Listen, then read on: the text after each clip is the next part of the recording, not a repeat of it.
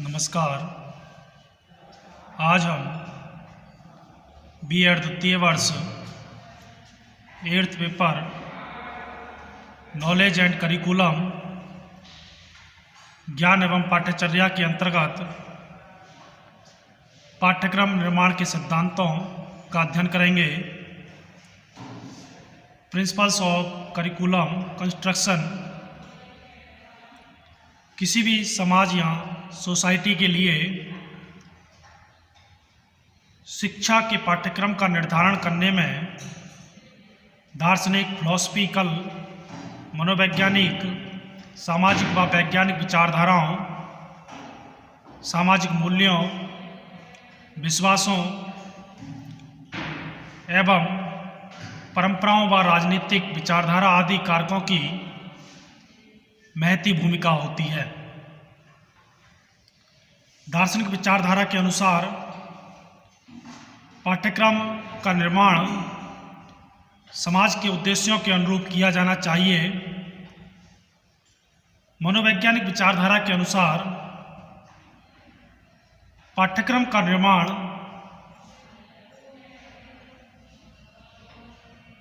करते समय सबसे पहले अधिक बालकों की रुचि, रुझान व योग्यता पर दिया जाना चाहिए। वैज्ञानिक आधार पर संगठित पाठ्यक्रम के निर्माण की वैज्ञानिक प्रकृति के विकास पर बल दिया जाना चाहिए। भारत एक जनतंत्र राज्य होने के कारण, एक डेमोक्रेटिक राज्य होने के कारण पाठ्यक्रम के निर्धारण में जनतंत्रीय आदर्शों का समावेश किया जाना चाहिए। प्रायः अपेक्षित होता है, अतः पाठ्यक्रम निर्माण के संबंध में जो प्रमुख सिद्धांत भारत के विद्यालयों में अपनाए जाने चाहिए वे जनतंत्री भावना के आधार पर होने चाहिए। इसके साथ ही आज विज्ञान की तीव्र गति, विज्ञान के विस्फोट और द्रुत गति से होने वाले नवीन आविष्कारों को देखते हुए यह अपेक्षित है कि विज्ञान और वैज्ञानिक प्रवृत्ति को विकसित करने वाले विषयों एवं क्रियाओं का समावेश आज के पाठ्यक्रम से एक अनिवार्य शर्त होनी चाहिए, क्योंकि मानव के भौतिक जीवन के लिए क्या उपयोगी है और क्या नहीं, और किसी वस्तु को मानव के लिए कैसे उपयोगी बनाया जा सकता है, इन प्रश्नों का समाधान विज्ञान या साइंस ही कर सकता है।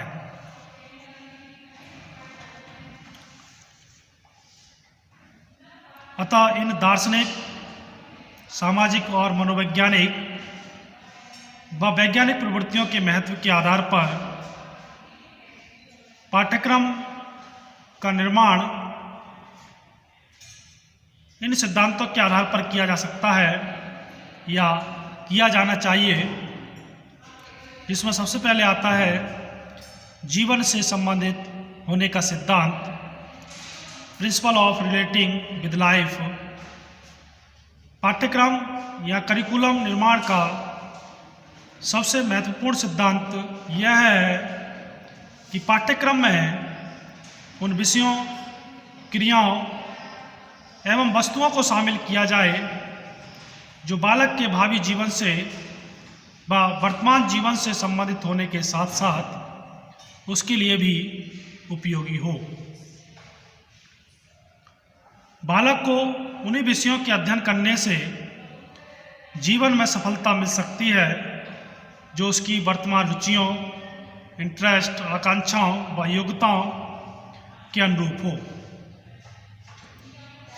उनके पाठ्यक्रम के अंतर्गत वर्तमान जीवन से संबंधित ऐसी विषय सामग्री व क्रियाएं हों जिनका अध्ययन करके वे अपने जीवन की समस्याओं को अच्छी तरह समझकर सुलझा सकें।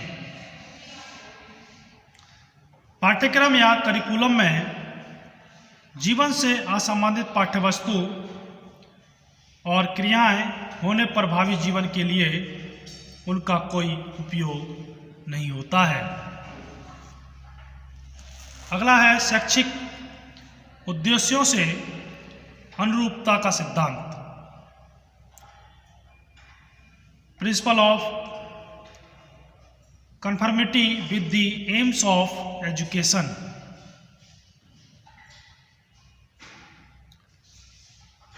शिक्षा के उद्देश्यों को पाठ्यक्रम के द्वारा ही प्राप्त किया जा सकता है, अतः पाठ्यक्रम का निर्धारण करते समय शिक्षा के उद्देश्यों को निश्चित कर लेना चाहिए, क्योंकि समय व परिस्थितियों के अनुसार शिक्षा व सामाजिक उद्देश्यों में परिवर्तन होता रहता है।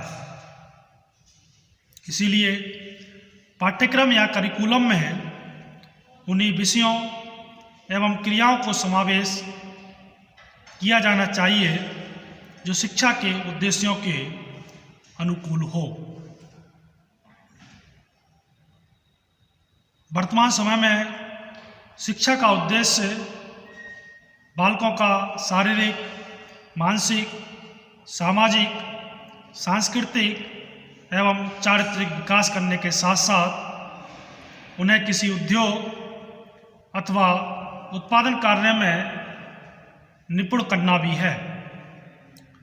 अतः पाठ्यक्रम के निर्माण में इनके विकास हेतु ध्यान रखा जाना चाहिए। यदि पाठ्यक्रम को अपनाने के बाद भी छात्र अपनी आवश्यकताओं की पूर्ति नहीं कर सकते हैं व इससे शैक्षिक उद्देश्यों की प्राप्ति में भी बाधा पड़ सकती है। अगला है तीसरा सिद्धांत, बाल केंद्रित शिक्षा का सिद्धांत, principle of child centred education. पाठ्यक्रम बाल केंद्रित शिक्षा चाइल्ड सेंटर्ड एजुकेशन के सिद्धांत पर अर्थात बालकों की रुचियों, इंटरेस्ट, आवश्यकताओं, नेसेसरी, क्षमताओं, योग्यताओं, मनोवृत्तियों, वृद्धि एवं आयु या एज के अनुकूल होना चाहिए। चूँकि सभी विद्यार्थियों की रुचियाँ, आवश्यकताएं व योग्यताएं एक समान नहीं होती हैं, अतः पाठ्यक्रम या करिकुलम का निर्माण करते समय विद्यार्थियों की रुचियों, आवश्यकताओं व योग्यताओं को ध्यान में रखा जाना चाहिए, ताकि प्रत्येक विद्यार्थी उस पाठ्यक्रम को अपनाकर अपना विकास कर सके। शिक्षा का केंद्र बिंदु विद्यार्थी होता है, इसीलिए शिक्षण अधिगम प्रक्रिया, टीचिंग लर्निंग प्रोसेस विद्यार्थी के इर्द गिर्द घूमना चाहिए।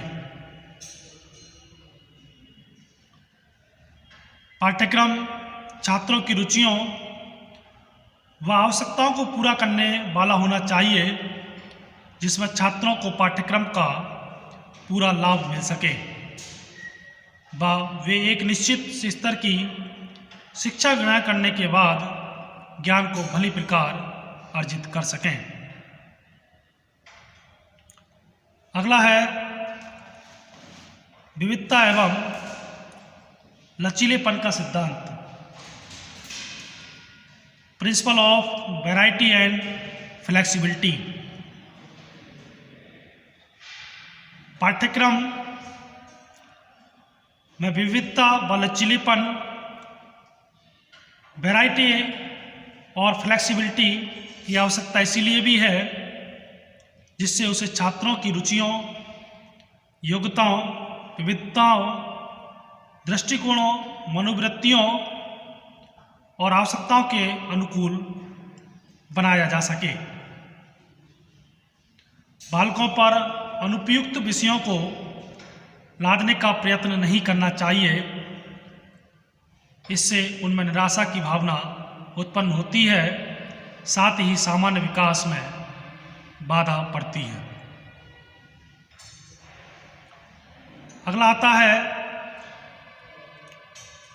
अवकाश के सदुपयोग का सिद्धांत, principle of proper use of leisure.